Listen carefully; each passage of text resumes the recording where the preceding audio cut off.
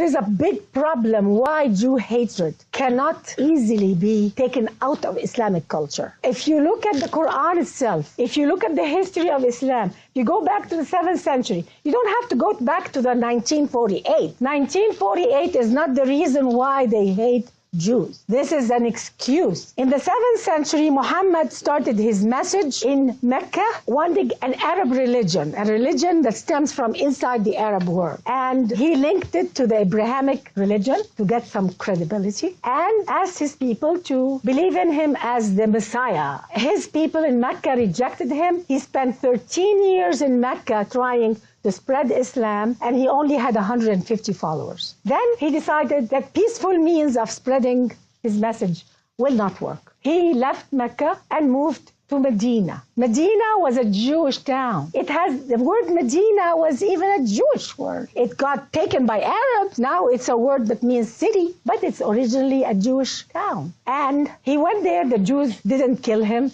didn't ask him anything. They welcomed him, as a matter of fact. In his early writings in the Quran, he mentioned the Jews in a very favorable way. He called them guidance and light in the Quran, righteous people, excelled the nations. But when the Jews rejected to convert to Islam, that was the big slap on him.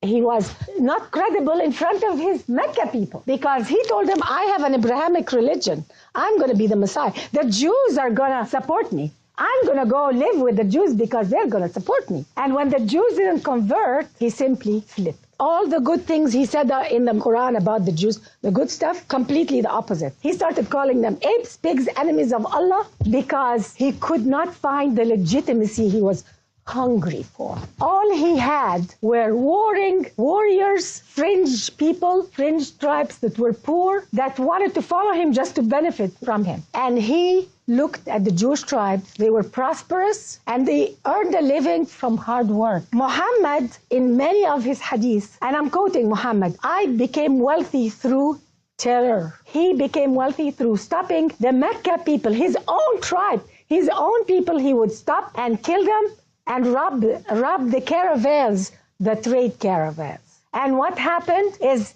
he started looking back as a prophet. What kind of prophet lives in a city asking the Jewish tribe, those prosperous Jewish tribe to convert to him, and he's robbing his family in the caravan? They are prosperous through hard work. He started looking back. It was time for him to take their wealth and kick them out to start looking good, which he did. He expelled many and killed many. And the last tribe, he took all the male puberty, killed them. Almost 900 men of one tribe. He beheaded them. They dug trenches and he beheaded them in bunches of 12s. He and his warriors spent 2 days beheading. That was the first Holocaust on the Jews. It was a beheading. And even him, after he did that, he took the women as slaves and the children as slaves, converted them to Islam by force, and they took many of the young women as sexual slaves. Muhammad, the prophet of Islam, had the first pick of the sexual slave. Her name was Safiya, and she stayed under his sexual slavery until she died. Even by Arabian Peninsula standards, the actions of Muhammad were not holy. Something had to be done to save Islam and its reputation. The Quran had to be changed to call Jews, they deserve what happened to them. You don't need to be a psychiatrist or a psychologist or a sociologist to understand why all of this hatred. Where did it come from? The Jews had to be called apes, pigs, and enemies of Allah, a description that's being said by every Muslim leader today. This was the only solution to save Muhammad's reputation, to save Islam. Islam has an existential problem. If Islam makes peace with the Jews and treats them as human beings, not as apes and pigs and descendants. What Morsi said was they are descendants of apes and pigs. If Islam makes peace with that, then they're going to look at the Prophet as a murderer. So it's an existential problem within Islam to hate and reject not only Jews, but Jews and Christians and anybody, the enemies of Allah. Because Muhammad kicked out the Christians also and kicked out outside the Arabian Peninsula. And on his deathbed, he entrusted his followers. His last words on his deathbed was, go chase the Jews and kill them wherever you find them, even if they hide behind the rock in a tree. He died in agony of what he did. But he didn't want to go down alone. He wanted everybody around him to do exactly what he did. This is a tragedy of Shakespearean levels here. And nobody notices it. All you need to do is you don't need to be a psychiatrist. Really, just read the Quran.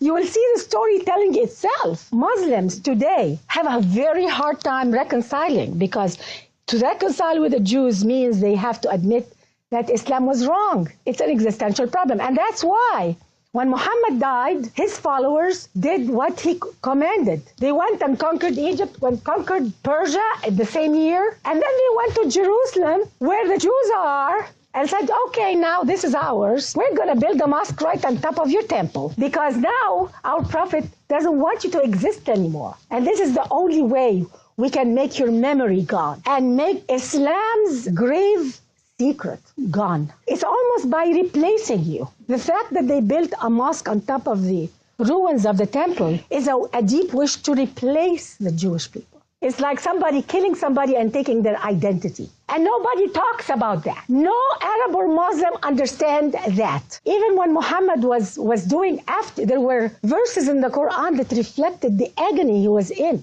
and the agony of the people who were doing the killing with. He had many verses in the Quran telling them, don't feel guilty about killing. It's not your hands that is killing. It's the hands of Allah. Don't worry, you're going to be honored for killing them. You're going to go to heaven for killing them. The verse after verse after verse in the Quran comforting the Muslim warriors and the murderers, telling them that you will go to heaven if you kill the Jews and kill the infidels and kill the non-Muslims. Verses telling that it's not your hand that has the blood on it. I don't understand. I mean, it's so simple. They felt very guilty, and many of them ran away. They didn't want to go because some of the Arabs who were encouraged by Muhammad to go kill the Jews in Medina were their friends. They lived and grew up with them. They knew them. They didn't want to go kill them. And Muhammad said, threatened them. He said, you're going to be tortured and killed. Allah is not going to love you anymore.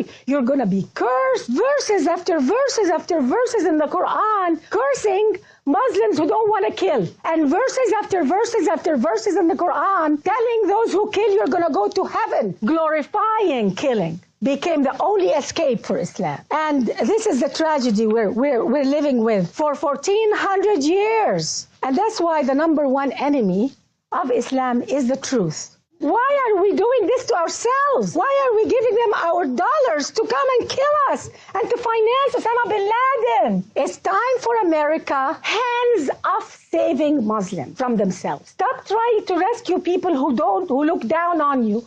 And the more you rescue them, the more they hate you because they feel inferior. It's time for us to let them learn from their mistakes. When we keep rescuing from themselves, they end up hating us, not loving us, because they don't want to be they don't want to be rescued by people they call apes and pigs and enemies of Allah. It's tough on their pride. And we keep doing that every time.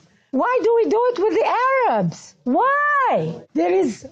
Islam is rotting from the core, and that's why there is a lot of turmoil, because they are not at peace with themselves. They are not at peace with them. Islam did not give them peace. And that's why we have to understand that we have the power. We have the truth on our side. I want to see Jewish people get offended. Please get offended when they say lies about you. I want a demonstration when they call you all these names. When they say, oh, 9/11, the Jews did it. I will be heading the demonstration in front of the United Nations. Because you always take the higher road. Because you look at these accusations, it's a joke. And I know it's a joke. But the problem is, this is not a joke to 1.2 billion people. We have to start a movement against slandering and lying about the Jewish people. And I don't want to call it anti-Semitism anymore. I just want to call it slander and lies. I don't have to be Jewish to stand for the truth about Israel, to stand for the truth about the Jewish people. I owe it to you to speak the truth because my culture of origin have committed slander and lies, and it's time to end it because it's not good for you, it's not good for them. And that's why we have to speak out. We have to make a big deal every time these lies happen. Arab terrorism is not just destroying or hurting Israel, hurting America, 9/11. It's destroying the moral fabric and goodness in Arab society. And it's time to speak about it. Open up. And I encourage all Arabs.